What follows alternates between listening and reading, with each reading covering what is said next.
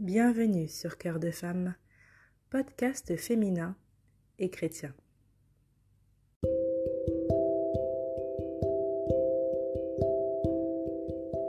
Encore une fois, bienvenue sur Cœur de Femme, podcast.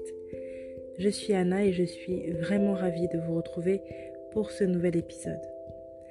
L'épisode d'aujourd'hui va traiter de l'amour de l'argent, de l'amour des biens matériels, de l'attachement à la gloire, mais cette gloire qui est liée aux biens matériels. Et le verset de base que nous allons prendre pour cet épisode se trouve dans Matthieu chapitre 6 à partir du verset 24. Personne ne peut servir deux maîtres, car ou il détestera le premier et aimera le second, ou il s'attachera au premier et méprisera le second. Vous ne pouvez servir Dieu et l'argent. Dans d'autres versions, il est écrit « Vous ne pouvez servir Dieu et Mammon ». Alors, qui est Mammon ? Mammon, c'est une divinité qui symbolise la richesse matérielle, qui symbolise en fait cette idolâtrie de l'argent. C'est aussi symbolisé par le fameux veau d'or que les enfants d'Israël ont adoré dans le désert parce que l'attente pour eux, l'attente de Moïse était trop longue. Et malheureusement, dans notre génération, c'est un petit peu ce qu'on voit. Étant donné que les enfants de Dieu constatent que Jésus tarde à revenir, finalement commencent à s'attacher à d'autres idoles, à d'autres objectifs, et finissent parfois sans se rendre compte par tomber dans le culte de l'argent, dans le culte de la richesse, le culte des biens matériels. Et c'est de cela que nous allons parler dans cet épisode.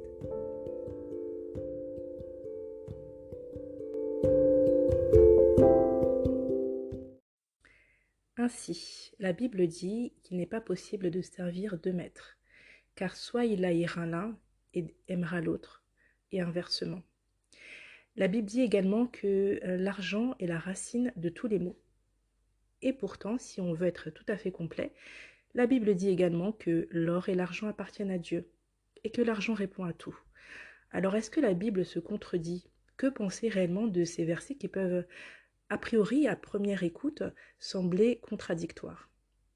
Eh bien, je voudrais déjà vous dire que ces versets ne sont absolument pas contradictoires. La Bible, c'est la parole de Dieu et c'est une parole qui est complète, qui est équilibrée, qui est parfaite, comme le Seigneur Dieu l'est.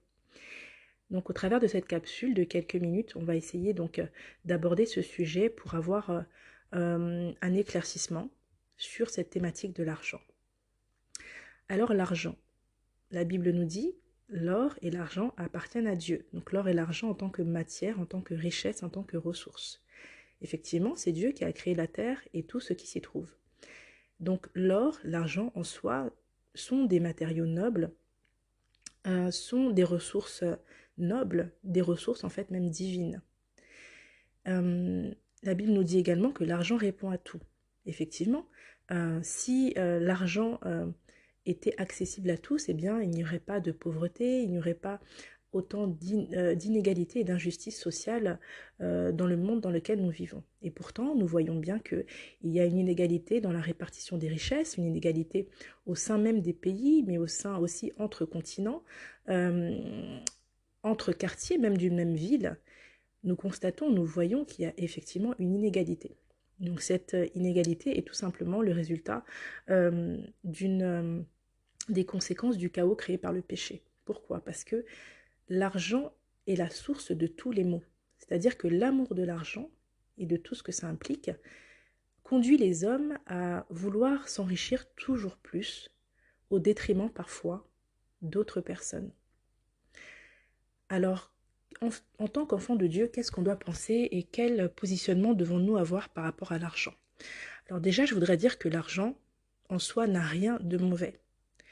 Aujourd'hui, si vous voulez avoir un toit sur votre tête, si vous voulez pouvoir vous nourrir correctement, nourrir vos enfants, avoir des projets, partir, aller visiter de la famille, faire quoi que ce soit, que vous le vouliez ou non, vous avez besoin d'argent. Donc l'argent, c'est quelque chose qui est nécessaire. On ne vit pas dans une dans une bulle ou sur un nuage qui fait que l'argent, finalement, c'est une théorie. Non, non, l'argent, c'est quelque chose de concret et concrètement, on en a besoin, nous tous, autant que nous sommes, pour vivre.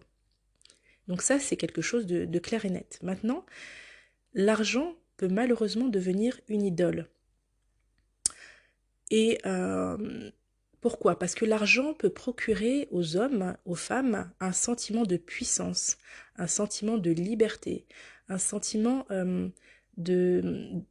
Enfin, en tout cas, ce sentiment d'avoir la capacité de contrôler d'autres personnes ou de contrôler finalement le monde qui nous entoure.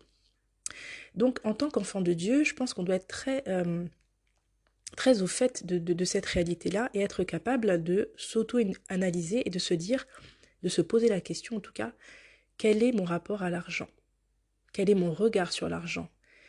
Quelle est ma façon de gérer mon argent? Quelle est ma façon d'aborder ces questions d'argent, de richesse, etc.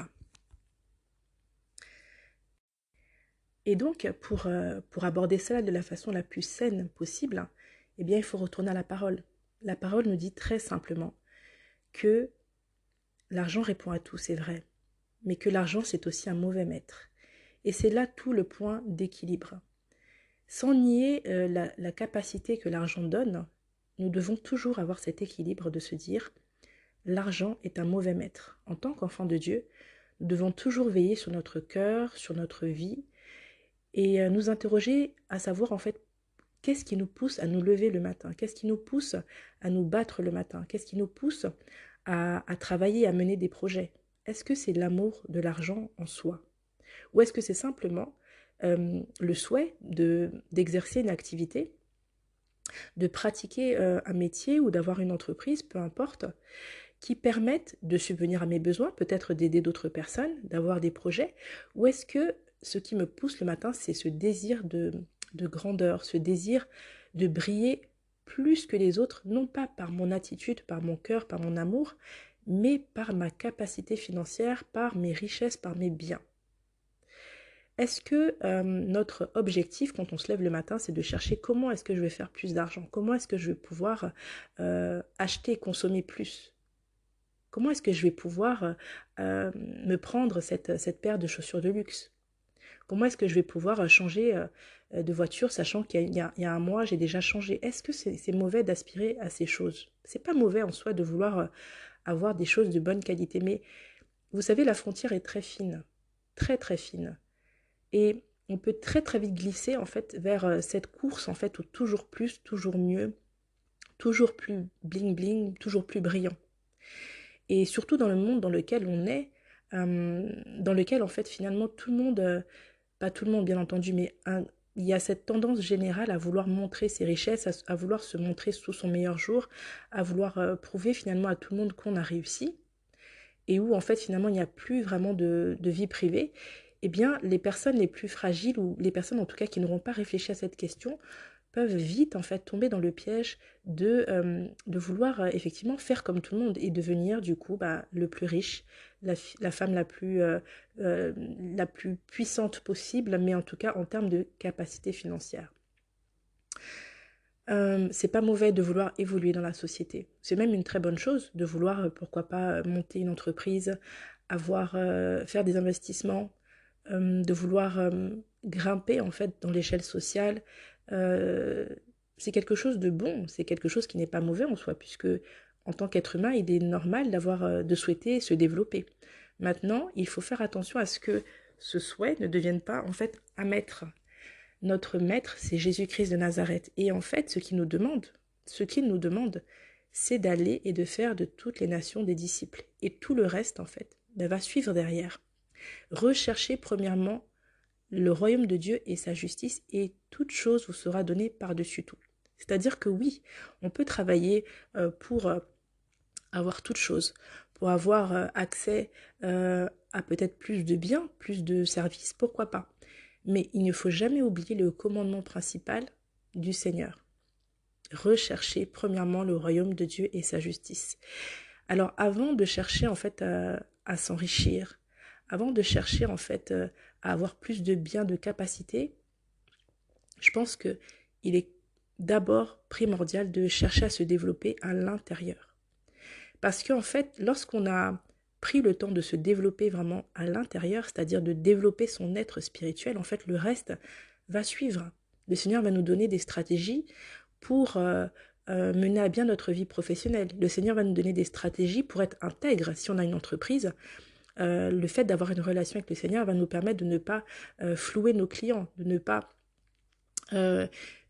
utiliser mal l'argent que l'on va gagner, va nous permettre de nous associer avec des personnes qui pratiquent leur activité dans les règles de l'art et avec honnêteté. Par contre, si on met les choses à l'envers, c'est-à-dire que si on met toute notre énergie en fait à chercher à s'enrichir, et qu'on laisse en fait finalement les petits 10% qui nous restent de temps et d'énergie et de pensée au Seigneur, en fait, à un moment donné, il y aura un décalage, il y aura un déséquilibre, et ce déséquilibre va être pour notre perte. Parce que n'oublions pas qu'un jour, on va quitter cette terre. Un jour, en fait, on va rendre des comptes au Seigneur sur la manière dont on a géré notre vie, notre temps, notre argent, dont on a géré aussi nos objectifs. Est-ce que notre objectif sera été de devenir de plus en plus riche sur Terre? Il y a eu un homme comme ça qui a voulu avoir de plus en plus d'influence sur la Terre, de plus en plus de puissance, de pouvoir. Souvenez-vous en fait de l'histoire de Nemrod avec la tour de Babel. Ce désir en fait de construire toujours plus, de monter, de construire une tour qui monterait jusqu'au ciel en fait, de façon à chercher à devenir aussi puissant que Dieu, à vouloir égaler Dieu, même si c'est impossible. Mais vous voyez en fait dans quelle folie cet amour de l'argent peut conduire. C'est vraiment très dangereux de chercher en fait à briller à tout prix. Parce que oui, briller spirituellement, briller par notre bonté et par les bonnes actions qu'on pose, oui. Mais vouloir briller en fait pour impressionner les autres, c'est très très dangereux. Je voudrais aussi prendre l'histoire de Joseph. Vous savez, Joseph, donc l'un des fils de Jacob, dans sa jeunesse, il fait un rêve de grandeur, où il voit en fait que à plusieurs reprises, il voit que ses frères, sa mère, etc. s'inclinent devant lui, devant ce que le Seigneur en fait aura fait avec lui. Et en fait, à partir de cette vision, Joseph quelque part s'est enorgueilli. En tombant dans l'orgueil, en voyant ce que le Seigneur allait faire avec lui, à quel point le Seigneur allait l'élever devant sa famille, il est tombé dans le péché d'orgueil quelque part. Et le Seigneur a permis en fait à ce qu'il vive des choses extrêmement difficiles, à ce qu'il passe par un désert, qu'il soit vendu par ses frères en tant qu'esclave, à ce qu'il arrive en prison. Et en fait, toute cette période en fait de brisement, de désert, en fait, a permis à Joseph de se recentrer non pas sur lui, mais sur le Seigneur. Et petit à petit, avec ce brisement qui a été inclus par le désert, par cette période d'esclavage, par cette période d'emprisonnement, Joseph, en fait, a fini par se laisser briser par le Seigneur. Et lorsqu'il a été suffisamment brisé, le Seigneur a permis à ce que sa tête soit relevée et à ce qu'il devienne donc premier ministre en fait en Égypte. Et au travers de cette position élevée de premier ministre, donc il a pu sauver non seulement le peuple qu'il accueillait, le peuple d'Égypte, mais également sa famille qu'il avait trahi, vous voyez. Donc il avait besoin d'apprendre ce qu'était l'amour, ce qu'était le pardon, ce qu'était l'humilité, avant de pouvoir gérer en fait cette richesse, cette élévation que le Seigneur allait lui donner plus tard. Mais pour cela, il a fallu un temps d'épreuve. Et peut-être que si Joseph avait été humble et ne s'était pas énorgueilli en fait par rapport à tout ce que le Seigneur faisait lui avait promis, lui avait donné comme vision et comme promesse, peut-être que il serait arrivé au même résultat, mais beaucoup plus rapidement et sans passer par toutes ces souffrances et ces douleurs. Donc parfois, en fait, en tant qu'être humain, le Seigneur permet à ce que nous passions par des temps de disette, d'épreuves, de solitude. Pourquoi? Parce qu'il le permet pour briser en fait l'orgueil en nous, pour briser en fait les intentions de grandeur en fait. Parce que quand le Seigneur nous élève, il faut bien comprendre que ce n'est pas pour nous-mêmes. C'est pas pour que nous puissions être plus beaux, plus riches que les autres. C'est parce qu'en fait, derrière, il y a un objectif divin, il y a un objectif spirituel. Le Seigneur veut nous placer, certes, à des positions d'influence. Le Seigneur veut nous placer peut-être à des positions de capacité financière, mais il ne faut jamais oublier que l'objectif, à la fin, c'est son royaume.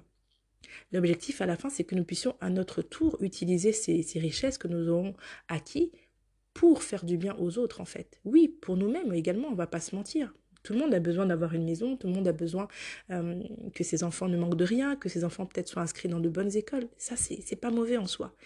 Mais l'argent est un mauvais maître. Donc je pense que assez régulièrement, on doit se questionner sur cette question, se dire, voilà, c'est vrai qu'actuellement, je travaille, ou j'ai une entreprise, ou j'ai des projets, etc. Mais est-ce que j'ai toujours dans mon cœur cette flamme qui brûle pour le Seigneur? Est-ce que j'ai ce premier amour que j'avais au début lorsque j'ai donné ma vie, lorsque j'ai donné mon cœur au Seigneur? Est-ce que j'ai toujours cet amour pour les âmes perdues? Est-ce que j'ai toujours ce désir d'évangéliser, d'annoncer sa parole, d'annoncer sa guérison, sa restauration? Est-ce que depuis que j'ai donné mon cœur à Jésus, est-ce que je continue à l'annoncer clairement autour de moi? Ou est-ce qu'au contraire, je suis tombée dans le piège d'utiliser en fait Jésus, la Bible, comme un porte-bonheur, comme une clé qui allait m'ouvrir mes bénédictions, ce que moi je voulais.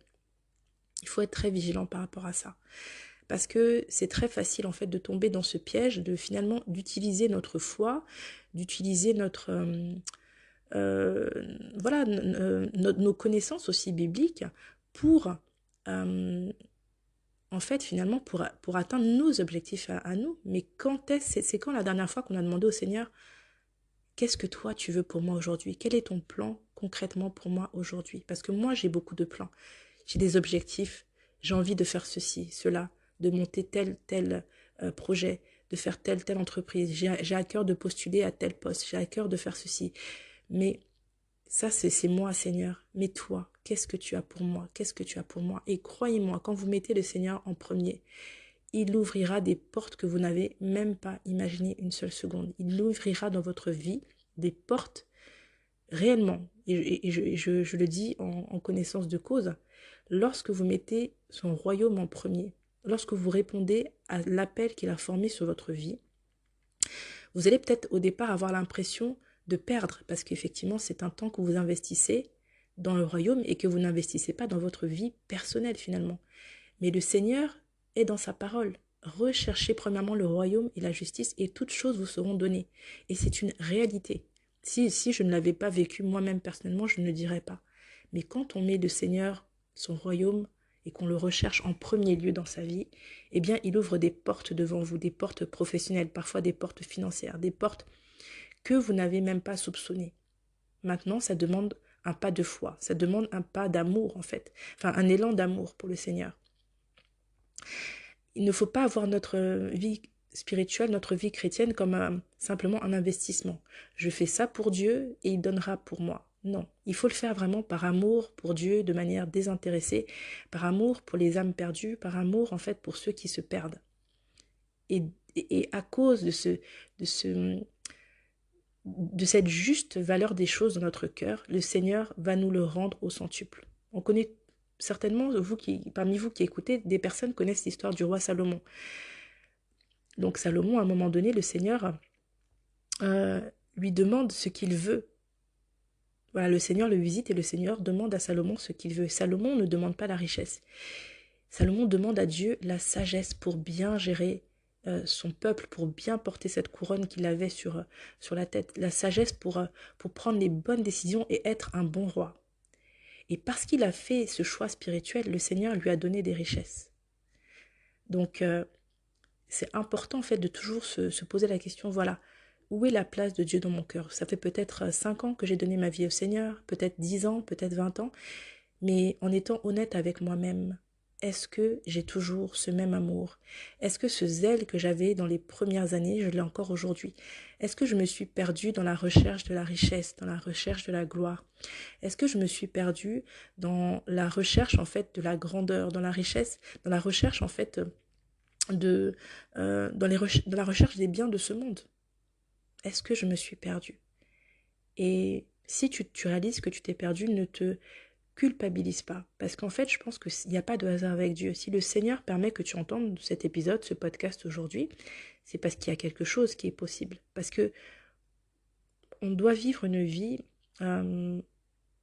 spirituelle et une vie de repentance. Personne ne peut dire qu'il est absolument parfait sur tout. Donc si aujourd'hui vous entendez sa voix, vous reconnaissez sa voix, si vous rendez compte qu'effectivement vous êtes peut-être passé à côté de l'essentiel depuis quelques mois, quelques années, eh bien il est encore temps de vous relever, il est encore temps de prendre un temps avec le Seigneur, seul à seul, et d'exposer votre cœur au Seigneur en disant dans toute l'humilité, voilà Seigneur, je me rends compte qu'effectivement je piégé en fait par le train-train de la vie, piégé peut-être par des mauvais conseillers ou par mon propre cœur, en fait, je me suis laissée emporter dans une recherche effrénée en fait de la grandeur, de l'élévation, de la richesse, etc. Et que finalement, bien que tout ça ce soit de bonnes choses, parce que le Seigneur ne veut pas que nous soyons appauvris, le Seigneur ne veut pas que nous soyons des misérables, mais j'ai peut-être, Seigneur, à un moment donné, c'est une prière que vous pouvez faire, pardon, en disant au Seigneur, voilà, que vous êtes peut-être passé à côté de l'essentiel et que peut-être aujourd'hui vous avez envie de revenir en fait à votre premier amour avec le Seigneur, revenir en fait à l'amour des âmes. Cet équilibre en fait vous allez le trouver uniquement dans la présence de Dieu. Dans la présence de Dieu, quand vous prenez vraiment ce temps seul à seul et aussi dans le silence, vous allez ressentir les battements du cœur de Dieu en fait. Et vous allez voir que les battements du cœur de Dieu, ils vont pas vers l'argent, ils vont pas vers la grandeur, ils vont vers les âmes perdues. Ce qui fait mal au cœur de Dieu, c'est de voir que tous les jours, il y a des âmes qui meurent et qui partent en enfer. C'est ça qui fait mal au cœur de Dieu, parce que ce que le Seigneur a pour l'humanité, c'est un amour incommensurable. Et le Seigneur a envoyé Jésus-Christ de Nazareth pour sauver les perdus. Mais si nous, enfants de Dieu, on se trompe de combat, si on ferme notre bouche, si on arrête d'annoncer l'évangile, si on arrête d'être des vecteurs de l'amour de Dieu, des diffuseurs de l'amour de Dieu autour de nous, eh bien, qui va le faire? Si on tombe dans le fait de rechercher les mêmes choses que les personnes qui suivent en fait les richesses, quelle est la différence entre nous et les personnes qui n'ont pas Christ? Il n'y a aucune différence. Donc voilà, cet épisode, je ne voudrais pas que vous le viviez comme une condamnation, que vous le viviez comme un jugement, pas du tout, parce que le Seigneur, à partir du moment où on est en vie, c'est qu'il veut nous parler, il veut nous interpeller, et il veut nous appeler en fait à lui, à revenir à lui tout simplement, parce qu'il nous aime profondément, tout simplement nous, pour ce qu'on est, et pas pour ce qu'on a. En fait, on ne doit pas chercher à impressionner qui que ce soit avec nos biens en fait. On doit chercher à aimer Dieu et à aimer les autres. Et c'est ça le plus important. Et en étant connecté au Seigneur, en étant sensible à son esprit, en ayant cette vie de prière au quotidien, dans la simplicité, eh bien on va se rapprocher du Seigneur, on va se rapprocher de son cœur. Et notre cœur à nous va se synchroniser à son cœur et on va ressentir les priorités du ciel, on va ressentir les priorités du royaume. Et ce qui va faire que ça va équilibrer tout le reste de nos priorités. Est-ce que ça veut dire qu'on va arrêter de travailler? Pas du tout. On va continuer à travailler, on va continuer à avoir des projets d'entreprise, d'investissement, pourquoi pas. Mais ça sera fait de manière équilibrée et dans un juste ordre des choses. Notre maître sera et restera toujours le Seigneur Jésus-Christ. Et le reste suivra après. Voilà. Donc c'était la pensée que j'avais pour aujourd'hui, que j'avais à cœur de vous partager, en tout cas avec ce podcast. J'espère de tout cœur qu'il vous aura édifié, qu'il vous aura interpellé aussi, que vous vous serez senti interpellé, voilà, tout simplement par ces quelques mots. Et je vous invite vraiment, si ce message en tout cas vous a parlé, je vous invite à le partager, pourquoi pas à votre cercle d'amis, à votre cercle proche, aux personnes que vous connaissez qui peuvent être impactées, interpellées par ce message. Et en attendant donc le prochain épisode, vous pouvez également rejoindre Cœur de Femme, qui est diffusé, je le rappelle, donc sur YouTube, Spotify, Google Podcast et toutes les bonnes plateformes de podcast. Mais aussi, donc, Cœur de Femme a une page Instagram, donc n'hésitez pas à rejoindre donc Cœur de Femme sur Instagram pour être informé de tous les prochains épisodes, tout simplement. Donc dans l'attente du prochain épisode, vraiment soyez bénis, soyez encouragés dans votre marche avec Christ. Soyez gardés en lui, que votre vie soit bénie, que votre famille soit bénie, que votre vie soit une vie d'impact, euh, une vie en fait qui fait la différence, tout simplement. Donc vraiment, soyez bénis, passez une bonne semaine selon le moment auquel vous écoutez ce podcast et à très très bientôt sur Cœur de femme.